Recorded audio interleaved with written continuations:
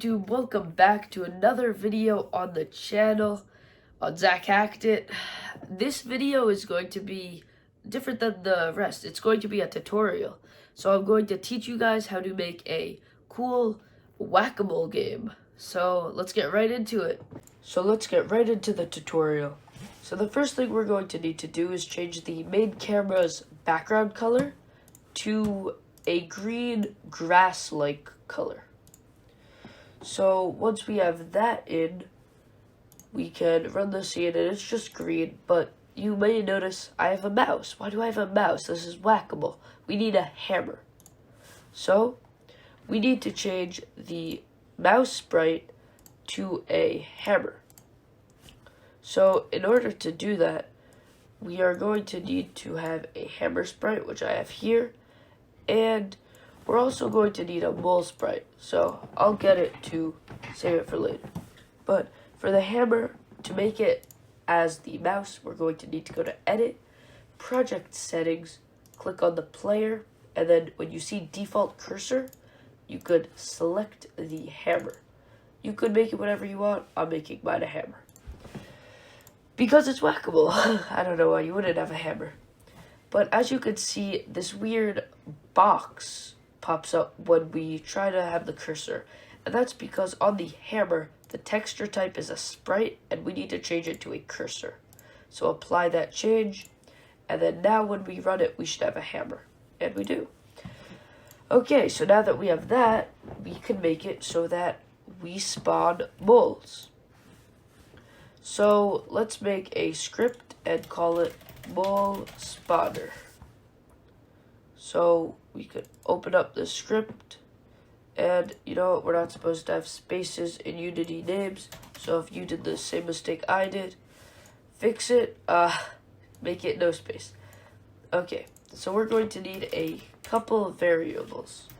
A public game object mole prefab, a public transform, that's an array of transform for the spawn points, a public float for the game time, a public text,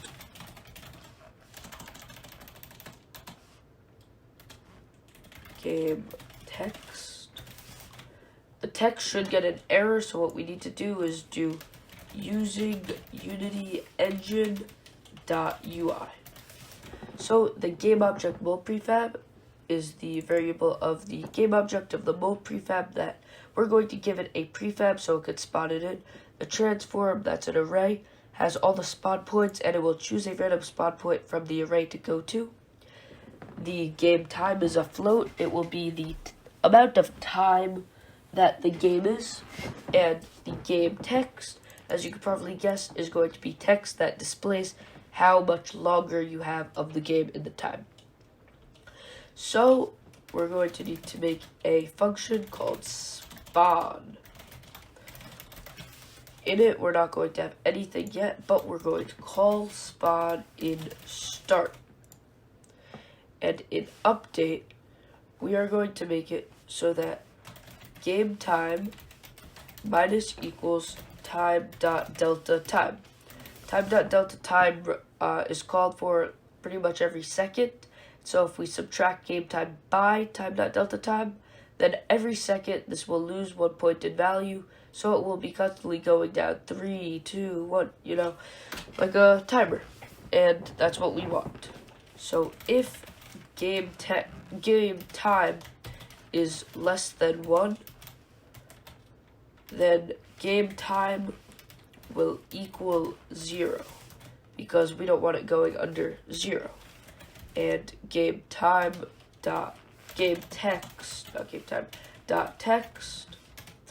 equals game time dot toString.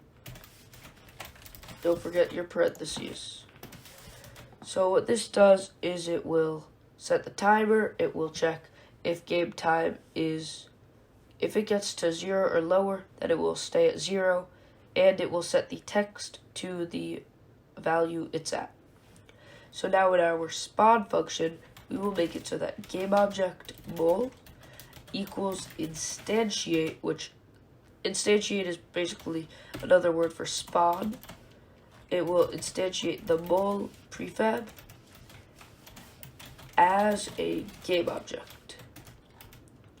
So now we need to set the mul.transform.position equal to spawn points, and we will get a random one of the spawn points, so random.range 0 to spawn points dot length dot transform dot position. So it will get a random why does it say object? Make it 0. So it will get a random number out of the spawn points, and that will basically be choosing. What this does is it chooses a random spawn point from the array, and it will go to its transform.position. The mul will go to it. So now that we have that, if we go to the main camera and put the, why do we have 2 mul spawners? That's weird. Let's fix this and delete this one. So let's put the mul spawner, and now the mul spawner has its space again. No space. Okay, save. So now if we put the mul spawner on the main camera, we need to give it a mul prefab and the game time. So the game time, we'll set it to 10 seconds, and so we are going to need to assign all these variables. So for the mul prefab, just drag in whatever image you have for the mul into the scene, scale it down to whatever you want. I'm going to do 0.5 on the X and Y scale. Drag it back to make it a prefab, delete it from the scene, go back on your camera, drag the prefab in. There's your mul prefab. So for the game text, simply go to the UI, click text, change it to 0 or whatever number you want. It doesn't matter because we set it in the script. I'm going to make it 100. I'm going to make it bold, and I am going to make the color white. I'm also going to set it to the top right of the top right of the screen. Let's make the text like this. Okay, and this looks pretty good. So we're getting an error here because we didn't set any spawn points. So what we need to do now is create an empty object of the spawn points. And inside here, let's make another empty object and name it point. So let's get our arrows out, and point should be at spawn point. Okay, they are far away, so we're going to remake that spawn points and then name this one point. So point is here. We'll make the next one. I'm just duplicating them and moving them around here. Next one here. Next one here. They don't need to be perfect in any way, shape, or form. I am doing it pretty quickly just for the tutorial's sake, but take your time. You could do it however you want. You could make it nice. So instead of having to drag them individually one by one, since if we highlight it, it goes off the screen, we could just click the lock up here for the main camera, and then if we highlight these, we could just drag them into the spawn points, and it works as easy as that. So now when we play the game, the mul should spawn at a random position, but it doesn't because we are missing an object reference. So let's see. We are missing the game text. Since we forgot to assign it, it is not working. So let's assign the text. So in the canvas, we have our text. That is the game text. So when we run it, our clock is ticking now. Let's move it to the side a little more. Put it here. And our mul should have spawned. So let's see what's happening. let's see. There is a mole, and where is it going? So it is here. So where is it on the screen? Does it need to be in front of the canvas? What's wrong with it?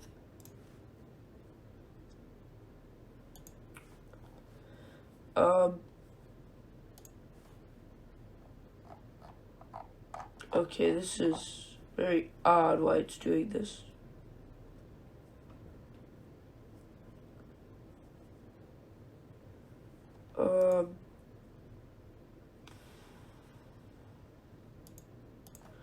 This is very weird. Let's try and run it again.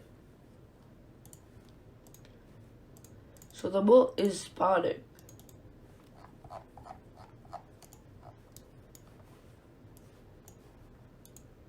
So that one spawns. I think, let's stop the game. Main camera, mole prefab. Let's reset the mole prefab. Let's run it. So the mole is going to a random position, but its Z is -10. It can't be -10. So what we need to do to fix that, click on this mole.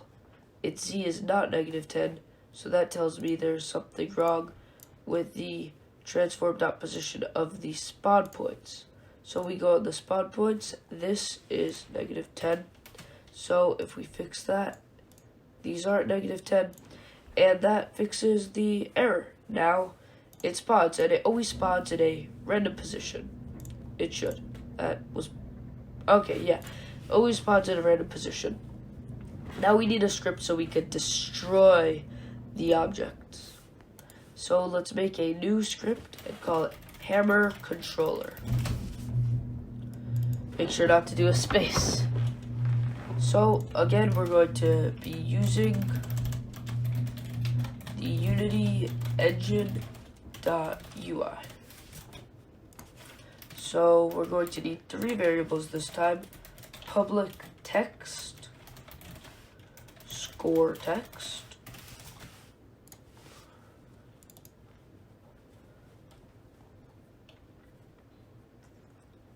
we're going to need a public int score and a private mole spawner ms.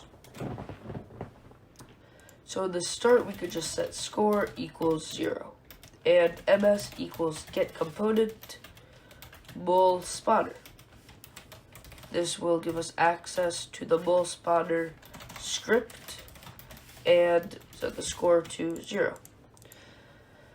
So in the update, we are going to do a raycast to check if the mouse is over the object. Then if you click, it will destroy the object. So we will check if input dot get button down fire 1, and fire 1 is the left click mouse button, and we'll check that ms.gameTime is greater than 0 to make sure that the game's not over, because you can't still destroy stuff when the game's over. Then vector3 dot, so in it we need to set some more variables. So we're going to set a mouse position that is equal to camera.main.screen point .screen to world point, input dot mouse position, and we need a vector2 mouse pos 2D, which will equal a new vector2, which will have mouse pos dot x and mouse pos dot y. Because we are converting this, which has a z coordinate, to a 2D vector that only has x and y, no z coordinate. Because if we had a z coordinate, it would go to some random place. Well, not some random place, it would go behind everything, or in front. It would not be correct. So we need to do a raycast hit 2D hit equals physics 2D dot raycast mouse pos 2D and vector 2.0. So we'll check if hit.collider doesn't equal null, then it will destroy the destroy hit dot transform dot game object. We will also make it so it adds 1 point to the score, so score plus equals 1. And we will change the score text dot text equal to score dot toString. So this will make the score text equal to whatever the value of the score is. And it will call ms, which is the mole spawner, dot spawn to spawn another mole. So every time we destroy one, we'll spawn. We need to make this public so we could access it from the other script. So it will spawn a new thing, a new mole. And this is what this does. But instead of hit.collider, let's just do hit.transform.gameObject, because we don't want to add a collider. So now, when we go to this, we should be able to drag the hammer controller onto the camera. And now we need to set score text and the score. So the score is set to 0, but for the text, we could just duplicate this, name it score, and you could basically just hold Alt and set it to the other side. So now we have the score. Oh, object reference not set to an instance of an object. Okay, so we're not going to check hit.transform.gameObject. Let's still check hit.collider like we were going to do previously. And so for that, we're just going to need to give them all a simple box collider 2D. And then it should work. Now, they do destroy, but there's still an object not set to an instance of an object. So for some reason, the score text we forgot to set it. So when we set it, then everything should work fine. So what's happening when it shows that there's multiple times out, so we can't click anymore. So our score was 10, and that's pretty good. So basically at this point, I'd say the game it's pretty much done. You can add in whatever you want. You can add in high scores. Let me know if you want me to make a video on that for the next time. But as of now, this game's pretty good. You could play, you can just destroy as many moles as you possibly can before time runs out. Let's see if I could get a good score. 16, that's my high score. Okay. So, yeah, this is a pretty cool game. Thank you so much for watching this video. I hope it helped you. This tutorial took me a few tries to make. I don't know, I guess I was trying to be a perfectionist because it's my first tutorial. So thanks for watching. I hope you enjoyed it. Share this with all your friends and all the people you want to get into coding Unity. I think the game turned out really well. Comment if you want more tutorials. Like the video if it helped you. And thanks for watching, guys. Bye.